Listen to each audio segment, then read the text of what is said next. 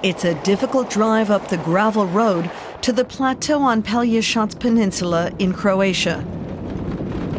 A stony landscape typical of the Croatian coast. But for Željko Samardžić, the daily effort is worth it.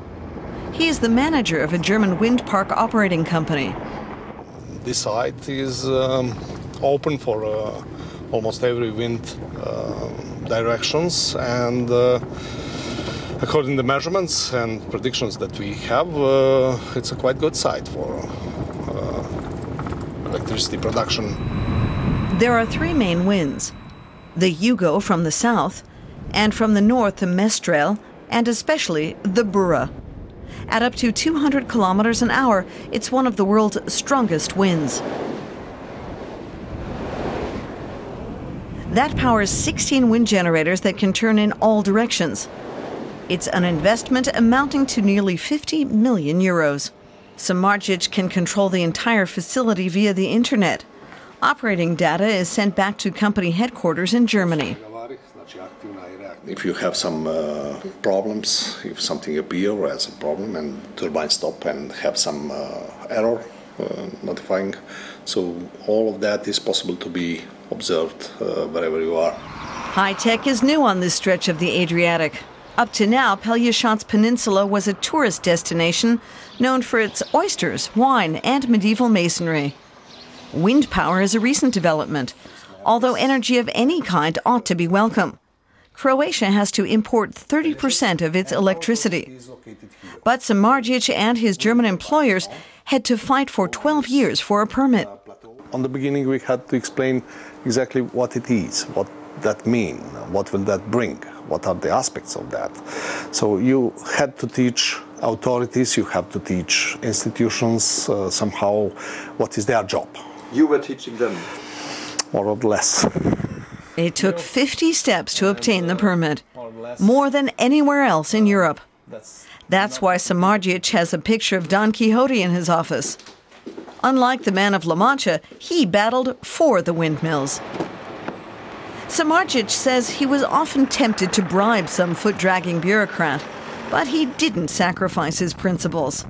Corruption is still rampant in Croatia, and public administration is as bloated as it was in Greece before the financial crisis.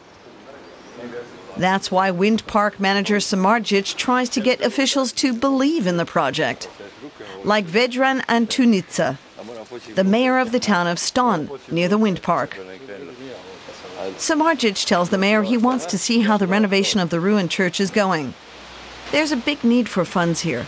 This year the town is receiving its first 100,000 euro fee from the wind park. Croatia's energy law stipulates that 1% of revenues from energy must go to the local community, so everyone benefits. But there are still many problems.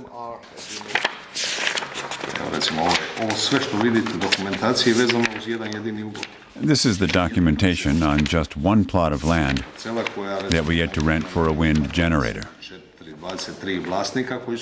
It alone has 23 people listed as owners, and many of them are dead or no longer living here. The wind park manager and the mayor join forces to try to find the real owner.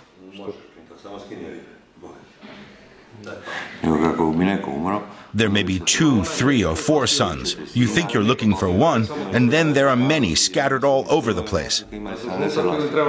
Some may have emigrated. Not updated or status of the register of the owners is a serious problem in this country, because that may block the investment. Modern technology won't solve those problems.